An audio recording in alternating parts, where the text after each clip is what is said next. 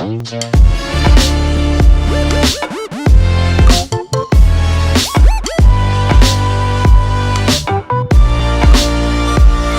guys, welcome to another episode of OneShot, a premiere podcast by Autocraft and Clicks. My name is Amogh. I'm Tvisha. I'm Krishna. And I'm Shaivi. And today we are here to talk about Books.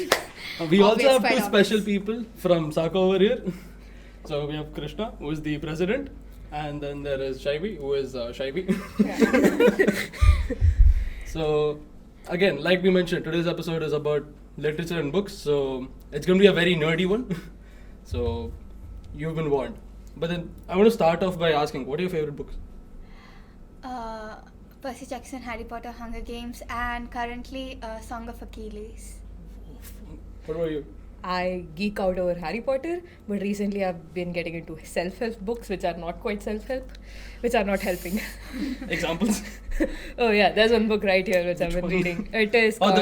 I want to... I want to die, oh, okay. but I want to eat the cookie. Yeah. Mine is Under 1,000 Splendid Suns and The Kite Runner. Sorry, is that a little... Sorry. It's fine. Yeah, it's fine. There's 50 shades right here, like it's fine. That's gonna cut, right? No. No. This goes out just like that. Yeah. So it's 1,000 Splendid Suns, Under 1,000 Splendid Suns, and The Kite Runner by Khalid Hosseini. It just brings out the emotion in you. I've heard Kite Run's really good. But then, okay. Have you not read Kite Runner? I have read, but it's too depressing, so... My friends read it. That doesn't count for you When reading. it comes to books, I'm like, everybody assumes I'm the nerd because I have like this huge book rack. Sure.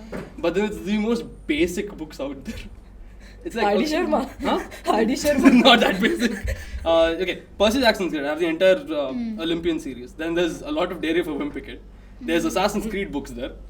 Okay. There's World of Warcraft. Then there's two Game of Thrones books. And then a bunch of Tintin comics. So okay.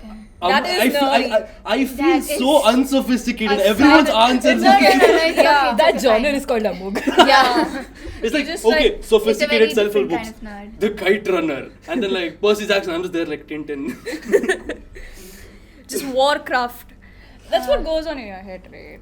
Oh yeah, he It's a- geeks out over World of Warcraft. And Like even you start Assassin's talking Creed, to I him think. about World of Warcraft. I have one the day when I was going to home via bus and the bus got like full rerouted. Somehow this conversation about World of Warcraft struck. He sent me like 2 hours worth of voice notes about what is in World of Warcraft, which world, who, what is his character, everything. It was interesting, I'd admit. It yeah. has 30 years Wait, worth is of World lore. is that book adapted into a movie? Okay. Let's go. Oh, okay. There used to be a video game series called Warcraft, Okay. which started way back in the 1990s. That got really popular. They turned it into another very, very popular video game series called World of Warcraft. That got more popular. It is still running to this day. And they've made movies out of it. There's comic books and there's like 300 billion books on it as well. So I'm the kind of nerd who gets into video games and then buys books relating to it. I have like 11 Assassin's Creed books just at home. Okay. And I've read all of them. Which is my way of saying I need to get a life. Oh, you both mentioned Harry Potter. So I want to ask one thing. Whenever it comes to movie adaptations, it's like, as Percy Jackson fan, I would go like, yo, Harry Potter is like such a great movie It's a adaptation. standard. It's truly a standard. And Harry the- Potter and even the Lord of the Rings. Yeah, Standards. but then the moment you meet a Potterhead and you go, okay, the movies were good. They just Okay, do let's- this. Let's get into this. Yes, Okay. the thing is, Krishna. Okay, so the movies are good, but they haven't got it right. Everything. Definitely. But the thing for me is that I really have a soft corner for movies because movies were the first, like Harry Potter movies. I watched it before reading the books, so that's the reason I have a soft corner for movies. I mean, see, it just like as a person who's gotten into a lot of series based off of books. And I've seen, the adaptations of it. I'm just going like, yeah, you Harry Potter fans go like, oh no, they missed out on this quote-unquote pivotal scene. Meanwhile, they just changed the entire plot. Percy Jackson. I'm looking at you, Percy Jackson. The Oh, camera's God. over. Cameras, yes. Camera there. Okay, fine. I'm looking at you, Percy Jackson. Hopefully the new series rectifies Hopefully. it all. What do you feel about it though? I feel like the new series is really going to be worth it because it's going to be extensive rather than being capped into just 2 hours of content. And I think it's going to bring everything that we've visualized out into picture out there. Like, okay, here's a bit of a controversial one. What do you think about the casting of Annabeth? I think it was just unnecessary to like cast a black character because like I'm pretty sure the thing is that Percy Jackson does have very diverse characters. It's not just like white boy and white girl. We have got like pretty diverse characters, so I just thought it was unnecessary. I'm fine with it though. It's like as long as she has got like the characteristic grey eyes, like that's the daughter of. But then, okay, I'm going to pull a Harry Potter fan on you. Okay. In Mark of Athena, she basically goes like, hey, half of her character arc is, she's always assumed to be dumb because of, this stereotypical blonde character. You can't really have that when it's an African American black girl. So I mean, there's nothing wrong with the thing is that there's nothing wrong in casting a black girl, but then as you mentioned, like in Mark of Athena, like Annabeth's like character arc, like the main story is basically she wants to prove that she's smart enough to be Athena's daughter in spite of being a blonde girl. So like you're casting a black African American black girl, and then where does it like match or like go? So. But that's the thing, when we usually think of characters right out of the books, we think of conventional beauty. So this is actually a breakthrough through the stereotypes setting out there to kind of shift our perceptions, right, from thinking of a white blonde girl to any kind of ethnicity they could belong to. But then again, that point that you put across, that she was a blonde girl, that doesn't sit right. But if it's challenging stereotypes, that like okay. The only thing is like fingers crossed. Rick Riordan is one of the producers for the show, and I guess he's a co-showrunner, so it might go well. Because the last time with the movies, it was bad. Stays still my heart. Say that. the only thing that did good was the casting of Logan Lerman and then even Annabeth. Alexander. Mr. Yeah. D. He was the only good part in the entire movies. There was this one particular scene where he goes like, the thing about Mr. D, whenever he tries to have alcohol because he's on probation, it turns into water or something. So he tries to get a goblet of wine, and then the wine just turns into water, and he just looks at it and goes, okay, the Christians had a guy who could do that in reverse now. That's a god. But, okay. I don't remember these scenes. I don't think... It's been... even if you actually asked me about Harry Potter, it'd be such a blurred memory for me because those were movies of our childhood. Books I think would be a blurred memory. Movies I still do watch. Oh. The movies. I fucking love Harry Potter movies. Since we are still in Harry Potter, what are your guys' thoughts on J.K. Rowling? Because I'm going to bring up the topic of, separating the art from the artist. What are your opinions on that? Especially pertaining to Harry Potter.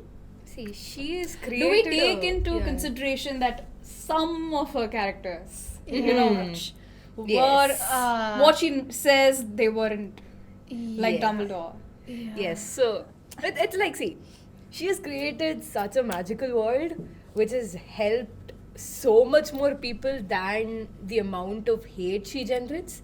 So it's like, I have been believing in this fantasy world, and I do not want to meet the creator. Guys, if I geek out for 3 hours about World of Warcraft, she does that about Harry Potter. She straight up goes like, she gets excited for fan fiction. Fan fiction Harry Potter. Yes, let's go. Tvisha, let's do this. Yes. This could be a whole another podcast just between me and Tvisha. Just 3 hours of her going like, bro, they fixed the lore here. Actually, me and Krishna were talking about it like before. Like minutes ago. Exactly. No, speaking of this thing, what do you call it, fan fiction? What do you think its place is there when it comes to literature? Because it comes under transformative media.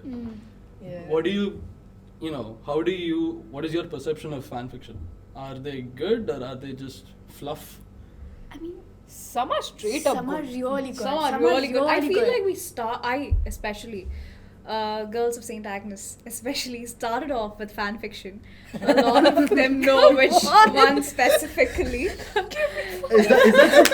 that specific one on the table right now? No, that's not fan fiction, but it started off as a fan fiction. oh, I did not know that. 50 Shades It started off as a started- Twilight making fan names. fiction. Okay. I didn't know So that. there was this book called After. It was also the time when the wave The of One Direction was just over. fan fiction after Harry Styles fan Yeah, fiction. it was a Harry Styles fan fiction on Wattpad. Yeah. And I remember Wattpad. every girl in St. Agnes putting the book under her table while social science class or science class is going on and just putting her head down and reading it. Reading the most raunchy.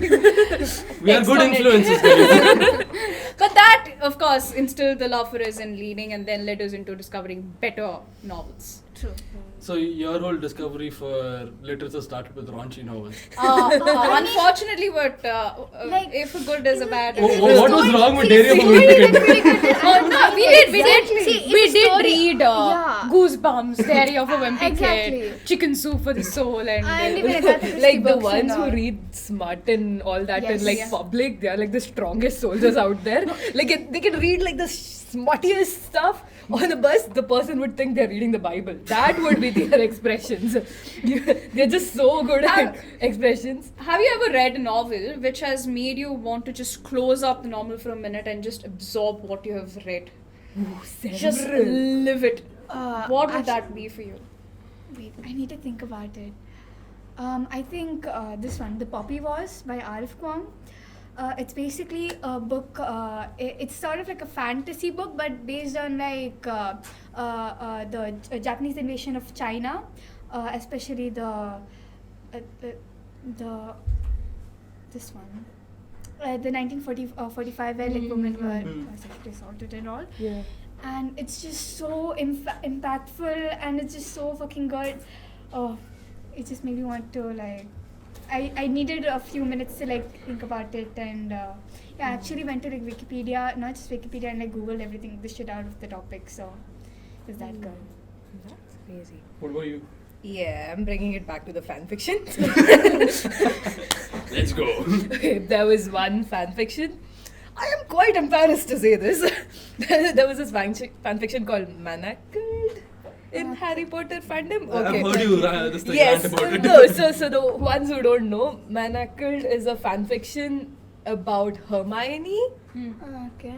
being in bondage to Draco Malfoy. Okay. Bondage. Yeah. Okay. So it's a dystopian universe where Harry Potter dies.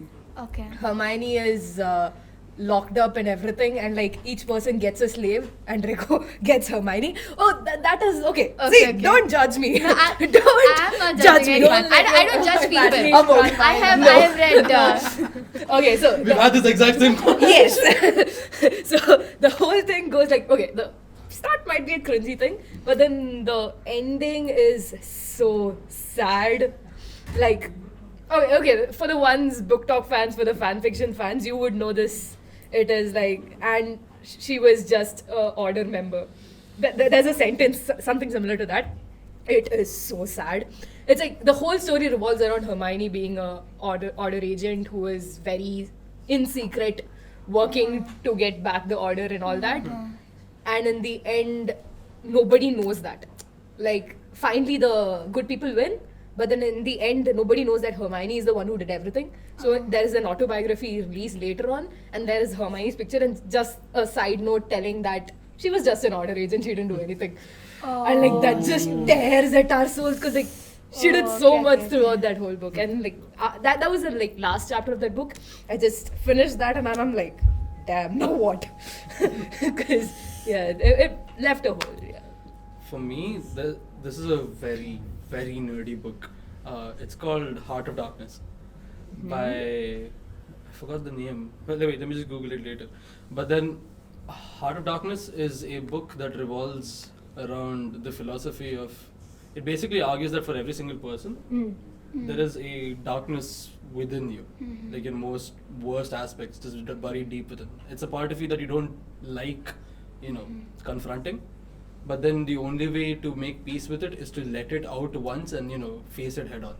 So the book revolves around. This was written in 1920s, so it has some racist views which haven't aged well. Like it revolves around a few British explorers going down the Congo into deep African tribal territory, and it's more like the deeper they go into the jungle, the more and more cannibalistic the tribals get, which is a metaphor for the deeper and deeper they go within their own soul, the worse and worse it gets. Now they are going in there to basically find this other Britisher who they don't know the whereabouts of, but they've heard that he's now the head of this tribal, this thing, what do you call it? So cannibal tribe. So they go deep within the forest, they find him, there's a whole fight and everything, and by the end the protagonist ends up being declared the new head of the tribe. He rejects that, he comes back home, but then even after coming back home he's like forever changed. So it's like the whole thing is a metaphor for him diving deep into his own soul and then confronting that darkness which is there inside him, and then that has changed him forever because now he knows exactly who he is. Because in the journey leading up to it, he's forced to take actions which are not exactly comfortable choices to make. And fun fact for you movie nerds out there, if you know Apocalypse Now, the war movie, it's a very loose adaptation of Heart of Darkness. They just take, instead of them going into the Coppola one, right? Yeah. Francis Ford Coppola. Instead of them going into, some African jungle, they set it in the Vietnam War, and they recontextualize the whole thing to be like, hey, the Vietnam War bad. But then that just messes with you. What age did you read this? 12. Oh, okay. Because they Presenting to you heat smoke. Damn its soul. because then they made a video game based off of this called Spec Ops: The Line. Oh, okay. So Now she knows. now I realize it. Okay. So Spec Ops is another game he geeks out over. We had a 2-hour session where I was just studying for my end-sem examinations and Amogh is just like Spec Ops. Okay, so yeah. What about you? What books Yeah. have you read that had Which has forged you like scarred a you? moment? Not scarred. Wait, what has damaged you? I don't think I've read a book that has completely damaged me. I really like Under 1,000 Splendid Suns because I like books, where you reach the end of the book and you get to a moment which connects you to the start of the book and you realize, oh, that's why that was said, or that's why that was done. That is when my moment happens, and that's also a moment on most times, a moment of regret, a moment of epiphany also, I think. So yeah, books like that. A lot of these Khaled Hosseini books are like that. But what about classics? Do you enjoy classics? I've read them. It's not really my cup of tea. Like, the only ones that I've liked are 1984. But then I had to, it was not a easy read. It was a very difficult read. And then there's also Macbeth. Those are the only two classic books that I actually like. Everything else, it just... I know they're respected and I get their place within literature, but it's not something that I really vibe much with. Same here. I'm much more of a fantasy fiction person. So classics are pretty good. I mean, Shakespearean classics are pretty good. But then I just don't vibe with it too much. So I thought I was the only person. So, thank God. Especially when it's coming from you all, right? You expected autograph to be like, oh well. I see so many literature geeks, they're going oh, classics are amazing and all. And I'm like, okay. It's alright. Yeah, definitely. High school English lecturer. So what she would do is she would bring classics to class. Instead of completing the portion, she would make us read classics. Oh, okay. And we were a little terrorized. So I thought it was a thing, people like nerds, autograph people to just read. Well. He asked for more soup, Tom Sawyer. Man, okay. Now, since you did bring up classics, what do you think about book translations? Because sometimes this piece of literature that's done in a different language and then it gets translated to English. Do you think you lose something in that translation, or do you think it's... I feel like you do lose things on translation. True. Because take for example when you have something said and something being subtitled. There itself you see the difference that it's not getting across to you. When you're watching something regional and you know the language, and someone who has sat next to you and read it through English, Yes. you know they've not got the context, you know they've not vibed with it because Yes, they've and not that's got the like- intensity of what they're True. putting I across. mean, like, and that's even much more for books, because at least in movies you can catch expressions from the actors and like the sound background, the sound music and all, so you can like figure out the context. You can figure out the context, but with books it's like you sort of miss what the original Exactly. author wrote, and also you kind of like gain a different perspective with like the what translator has written. Oh yeah, it could be the Yeah. translator's perspective. too. Translator's A perspective little bias too. from the translator. Exactly. So Tell me a book that you've read since you've posed the question. There was this one book called Shadow of the Wind. It was there in one of Authorcraft's Monday recommendations. But then it's this really great book that's set during Cold War Cuba. And I don't want to spoil much of it. But then just the way it's written, the way I found it was very magical as well. I just found it under a shelf in the Mangalore City Centre crossword. Oh, okay. Not City Centre, Forum. Okay.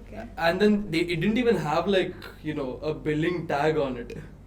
And so even they didn't know. They had to look up the price on like Goodreads and whatever, and then like, go back and figure out the price.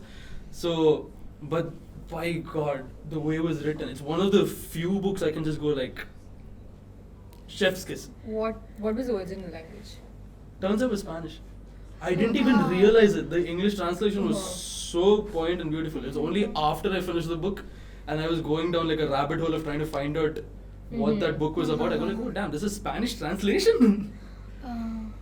So, speaking of that, like, I am Malayali, so I know some of the Malayalam books as well. There are some soul-crushing Malayalam books. Like, there's a book called Arachar. Arachar is about, the English translation is The Hangwoman. The Hangwoman is also equally depressing, but then Malayalam just hits different. What does it exactly mean, the handwoman? Hangwoman is like, this is about a family who are like, generationally they are the people who are responsible for the death sentence.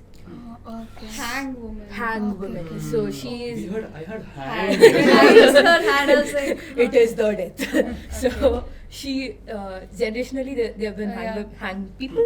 So it's generation. So it's her chance right now. There is no men in the family. It's her Okay. chance. So it's like the getting into the role of a hangwoman is explained very sadly. Like to be responsible for someone's death. So it's a very good book, but then in Malayalam it hits more than the English version. Similarly, there's another book that's called Aadu Jeevitham. It's gonna be a movie soon. So in Malayalam, Malayalam movie industry is blooming. Okay, so Aadu Jeevitham is about a guy. This is actually a real life story. It's about a guy who was promised job in Dubai or like somewhere in the Middle East, and he goes there thinking that he's getting a good job. Yeah, But then he is assigned to take care of goats. Oh. But like That the happens a job lot. of taking care of goats over there is so pathetic. He lives with the goats, drinks with the goat, eats with the goats. So it's just like, it's such a sad life. He started thinking he is a goat. So the meaning of the book is Aadu Jeevitham. Aadu is goat. Jeevitham is life, the goat's life. It's the translation's also there, but then the original guy was Malayalam, so So it hits different. it hits different. The way he pens his thoughts. it's beautiful how they put these diverse ideas across in words. Can you imagine putting these things in words?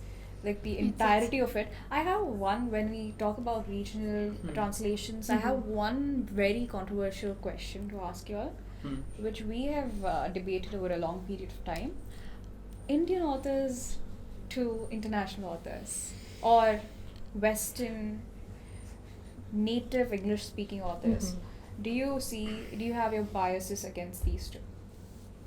Personally, I find most mainstream Indian authors not that great of a read, but then that's less from the fact of regional bias, but more because most, like, I'm gonna name something. Full disclosure, I don't like Chetan Bhagat. I don't like Definitely. romances. Same, definitely. But then it feels like a very cheap knockoff. Correct. Then something that we can call our own. One Indian artist which like mainstream author which I really like is Amish. Amish Tripathi, true. Because true. as mainstream agree. basic as that is, It's the really the good. very concept and the way it was presented is something so unique. It's not something Western authors could ever do. It's something that we can wholly call like our own. Aaron, right. So And the fact that he created an entire ecosystem out of what was already there was quite commendable, because we Something saw that is also much more palatable to like younger generation. yeah, As well. and It crossed generations. Exactly, actually. it crossed Like generations. even my mom has read it. and he made like, these people into superheroes, just like the Exactly. West made Percy Jackson and all the Greek gods. Greek mythology. He just put them on the same platform as like the fact that you were able to take such a very touchy subject Right. and humanize essentially gods yeah. is Is this without just- getting controversial in this in this like atmosphere, atmosphere. it's like it's great. a talent. It's talent. But then again, see, the thing about Indian authors I often feel is when you just pick a book off the shelf, when you by looking at the cover, I know you shouldn't judge a book by its cover, but then you would just pick it off, and if it's an Indian author, it tends to be disappointing in the way it's put, the Yeah. writing and how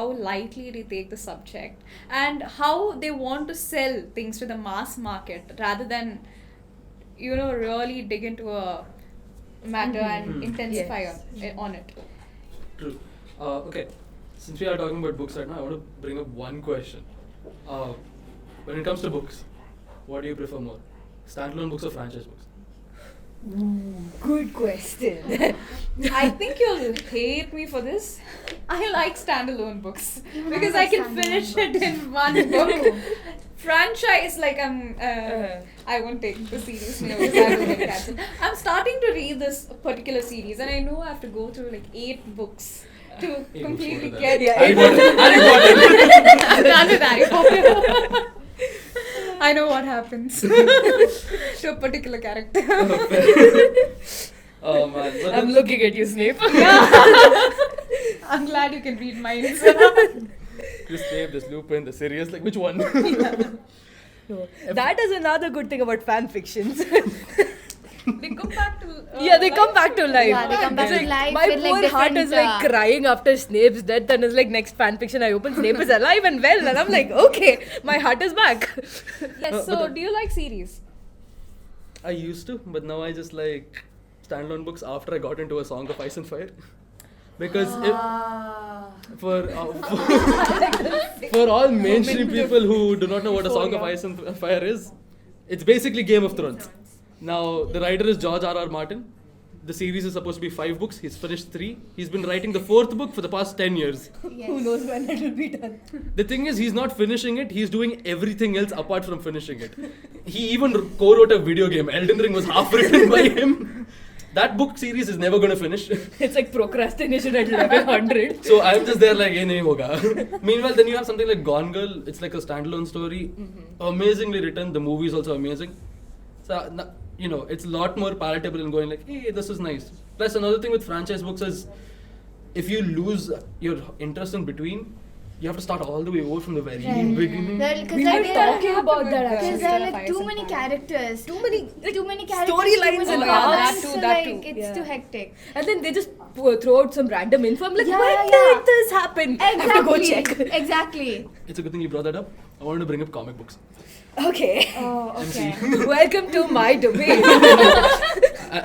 And manhwa. Yes. Yes, manhwas. So for all Manhwas the- and mangas. The final Manhwa. 10 minutes of this podcast Yes. is going to be Krishna talking about manhwa. Yes. So this is a request to all the brothers and sisters out there. Please start reading manhwas. Manhwas are pretty good, guys. Shaivi is asking Manhwas what's are- manhwa. Let me explain. Yes, yes. Manga is Japanese.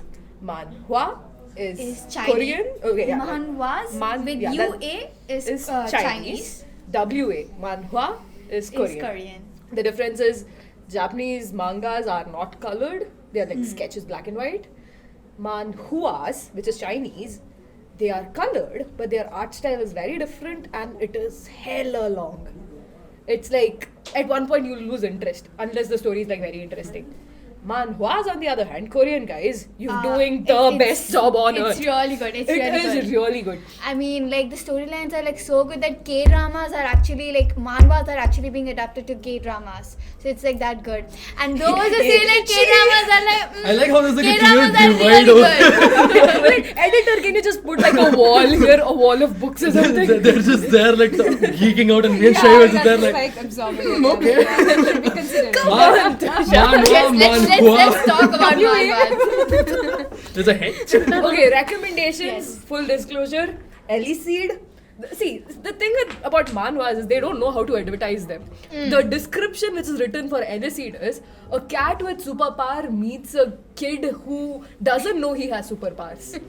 So, This was an entire bus ride, guys. but One then- bus but ride then- just but now then talking about a it's cat. like legit good, sir. It's legit good. Yeah, try it out. They have built a whole another universe in this manhwa.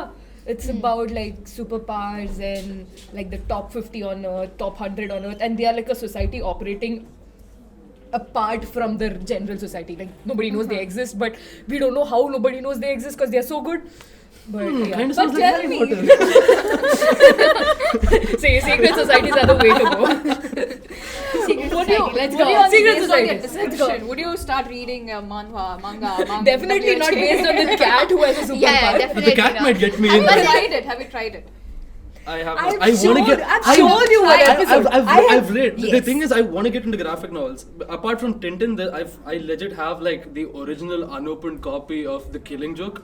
So if you know your Batman, that's one of the best Batman comics out there. Shout out to Vijay Raj. There's also Watchmen, amazing graphic novel. It's considered one of the most influential comics ever. Haven't been getting the time to actually pick it Why up. do you have an Yeah. unopened one? Like, It's Yeah, a- exactly. It's a collector's thing, like Okay, you know. okay. The Oh, moment you okay, open okay, it, it's a okay, mint okay, condition. okay. Different, yeah. Yeah. Yeah, okay. But then, okay, I wanted to bring it up because now, see, whenever it comes to comics, like the MCU, Marvel comics or DC comics, or even when it comes to big franchises like your Jason Bournes or your Tom Clancy's, after a point, the author kind of stops writing, but then other authors kind of pick Take it up it, from yes. there. So it's no longer the new Tom Clancy books are based off of Tom Clancy's this thing.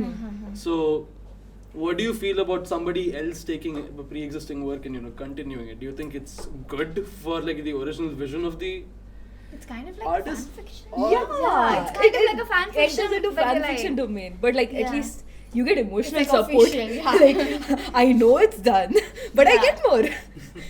So yeah, for the ones who are makes sense, depraved. Right. But I don't know. I have very. If you're like a fan good enough to understand that it has shifted, like from the main Yeah, author yeah. to the If other you're like people. a true geek and you know Yeah. like everything about it, then you might. Yeah, and if you're getting believe Amogh. depressed. If you're like Amogh, then Yeah.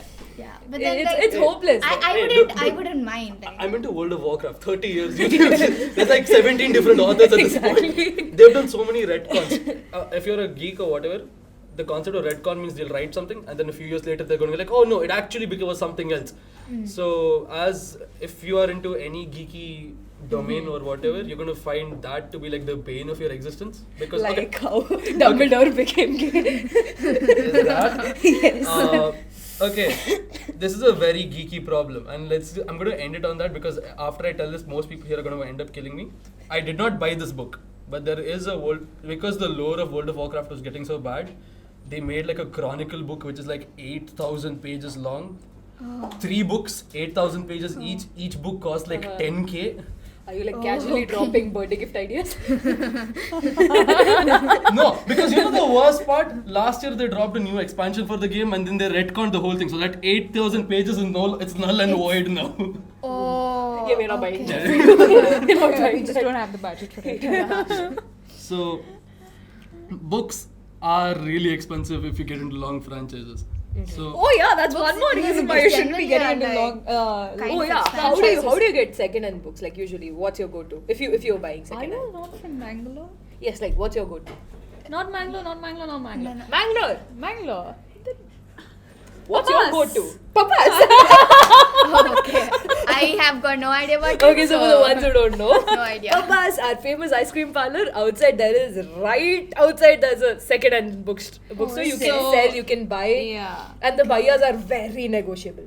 Negotiable as long as you know the local language. Yeah. And if you're pretty. Yeah, and if you're pretty. So, Amogh, you can buy some.